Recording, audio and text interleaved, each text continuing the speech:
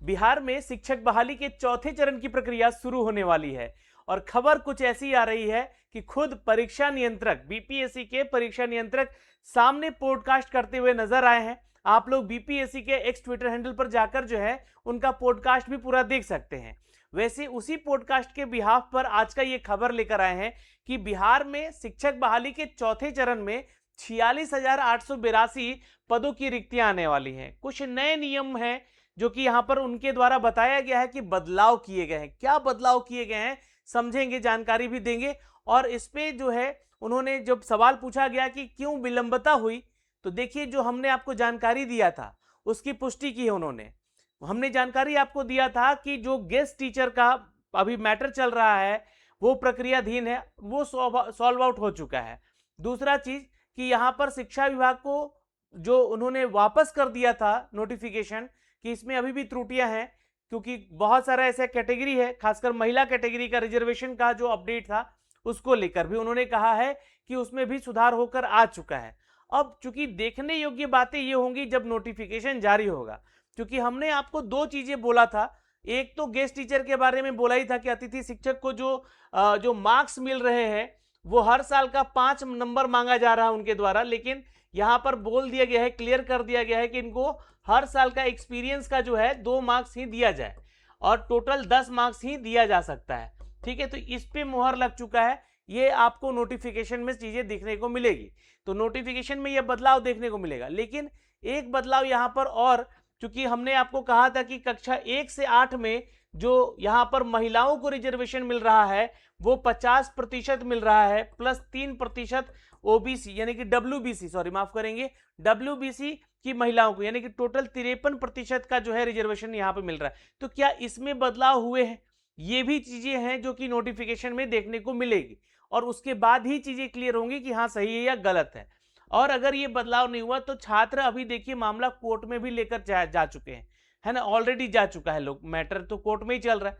अब यहाँ पे जो चीजें हैं हमने आपको क्लियर कर दिया, लेकिन अच्छी खबरों पे चलते हैं। खबर ये है, उन्होंने कहा है कि 1-2 दिन में यानी कि परसों तक जो है आपका नोटिफिकेशन जारी हो जाएगा। लेकिन फॉर्म भरने की जो प्रक्रिया है वो डिले बताया उन्होंने, बोला कि 25 या 26 से हम देंगे।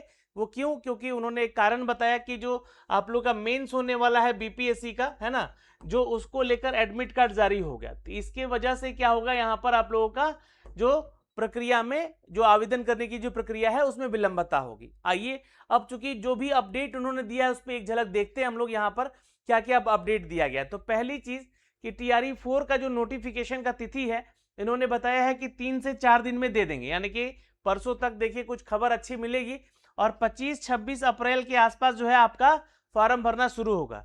लेकिन आपको एक हिदायत भी दी है इन्होंने कि आप जो अंतिम समय पर अपना ओटीआर करते हैं या लास्ट समय पर फॉर्म भरते हैं वो प्रक्रिया से आपको बचने के लिए इन्होंने कहा है, क्योंकि लास्ट टाइम पे क्या होता है कि छात्र हड़बड़ी में बहुत सारा डिटेल गलत डालता है और इसमें सुधार के मौके बहुत कम, मतलब ना ही दिया जाता है। ये आप पॉडकास्ट में भी सुन सकते हैं, है ना। तो 22 सितंबर से 27 सितंबर का आपको डेट दिया गया था। इसी पे उन्होंने कहा कि जल्दबाजी किस बात की है, हमने आपको डेट दे दिया है, आप पढ़िए, अपनी पढ़ाई कीजिए, है ना। और ज्यादा यहाँ पर सोचने की जरूरत नहीं है, विलंबता नहीं हुई है।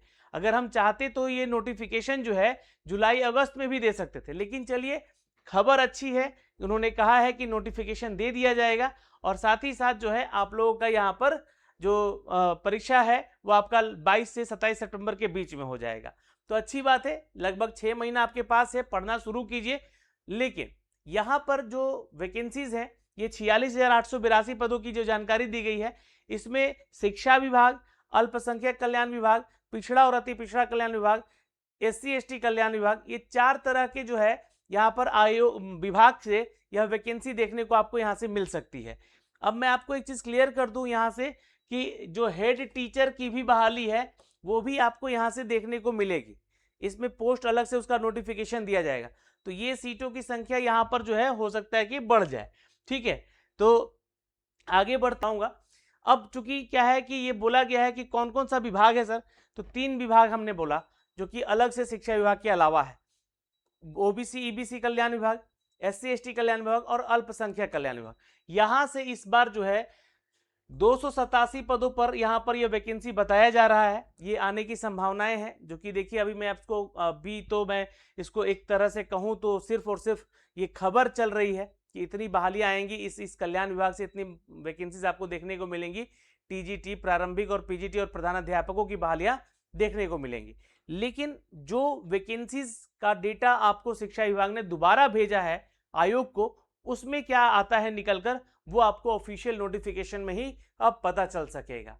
उन्होंने कहा है कि कुछ नियमों में बदलाव हो रहे हैं, जैसे कि फॉर्म भरते समय ही आपको अपने उन जिलों का चयन करना होगा जहां पे आप ट्रांसफर लेना चाहते हैं।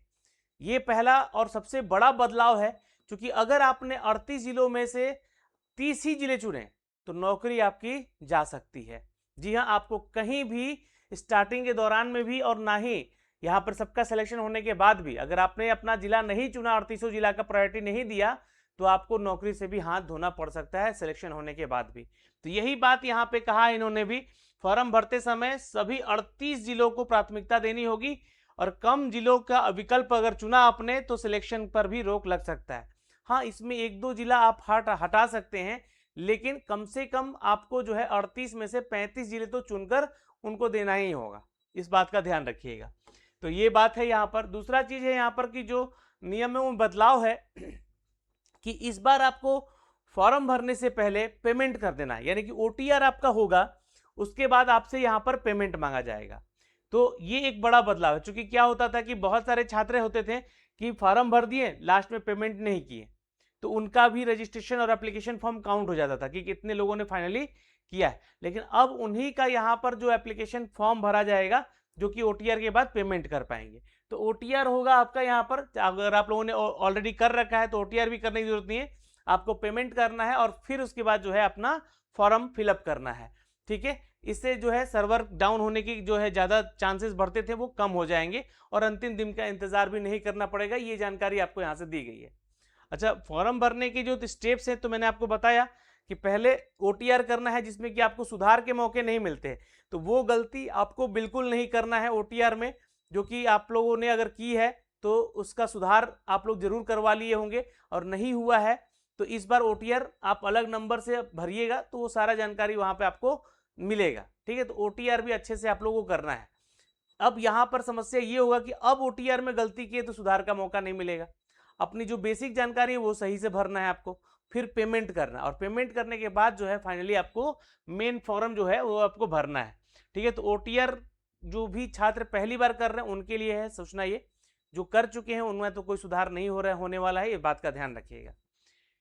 अब उसके लिए ओटीआर का जो गाइड वीडियो है वो जो ट्विटर हैंडल है बीपीएससी का उस पे उन्होंने बनाकर भी अपडेट किया है, और मैं भी आपको बना के अपडेट भी कर चुका हूँ। ठीक है, तो आप चैनल पे भी खोज सकते हैं, देख सकते हैं। एग्जाम के पॉइंट ऑफ व्यू से गलतियों से बचना है, जैसे कि अपना खासकर आधार नंबर, ईमेल आईडी और माता पिता का नाम जो है सही से चेक कर लेना है। फाइनली सबमिट करने से पहले इन जानकारियों को 2 बार चेक करें, सुधार का मौका नहीं होगा। आयोग ने स्पष्ट किया है कि सबमिट करेक्शन लगभग असंभव है, और मोबाइल नंबर वही दें जो कि हमेशा चालू रहता है, और ओटीपी उसी पे आपको मिल पाएगा। तो ये एक जानकारी यहाँ से अपडेट की गई है। तो ये 2-4 चीजें हैं। परीक्षा की तिथि आपको पता है, कुल पद पता है, अब तैयारी में लग जाइए, और ओटीआर में सावधानी से फॉर्म मतलब भरते समय ओटीआर सावधानी से करें, और खासकर अब 38 जिलों को चुनना होगा, और पेमेंट भी आपको पहले करना होगा, मतलब कि पहले पैसा दीजिए फिर फॉर्म भर दीजिए, फिर फॉर्म भरने के प्रोसेस में आइएगा। ठीक है, तो खासकर आपको जो है इन सभी बातों का ध्यान रखना है बाबू। अंतिम समय में ऐसा ना हो कि सब कुछ गड़बड़ हो जाए, क्योंकि इसके बाद वैकेंसीज आएगी, वो टीआरई 5 आएगी, और उसके लिए पता नहीं कितने प्रोटेस्ट आपको करने पड़ेंगे, ये अभी कोई नहीं जानता है। लेकिन यहाँ पे आपको बोला गया है कि अंतिम समय का इंतजार नहीं करें, शुरुआती दौर में फॉर्म भरेगा। फॉर्म भरते समय जल्दबाजी बिल्कुल नहीं करना है, 10 मिनट 15 मिनट शांति से बैठकर आराम से सोचिए विचारिए। और जिले का विकल्प जो है, ये सबसे इंपॉर्टेंट अपडेट है कि आपको 38 जिलों को अपडेट करना है यहाँ पर अपने चॉइस में। ठीक है, और आप वो सीरियल देख लीजिएगा कि कैसे कैसे आप अपने होम डिस्ट्रिक्ट से दूर हैं। ठीक है, उन सभी जिलों को आप भरिएगा, ओटीआर में कोई गलती मत कीजिएगा बस। और बाकी अफवाहों से बचने के लिए कहा गया है, 6 महीने का समय है आपके पास, पढ़िए अच्छे से, और आप हमारे चैनल को सब्सक्राइब कीजिए। आपको यहाँ से जो भी फॉर्म भरने का जो प्रोसेस होगा, सब्जेक्ट कॉम्बिनेशन का जो डिटेल होगा, वो भी आपको जानकारी दिया जाएगा, और जो भी अपडेट आएगा बीपीएससी की तरफ से, उसकी भी जानकारी आपको हम साझा करते रहेंगे। नोट्स पीडीएफ के लिए आप हमारा टेलीग्राम ज्वाइन कर लीजिएगा, वहां पे आपको एप्लीकेशन का लिंक और पीडीएफ वगैरह सब कुछ शेयर भी किया जाएगा। एजुकेशन की 86 का टेलीग्राम चैनल, लिंक हमने डिस्क्रिप्शन में दिया हुआ है। जय हिंद।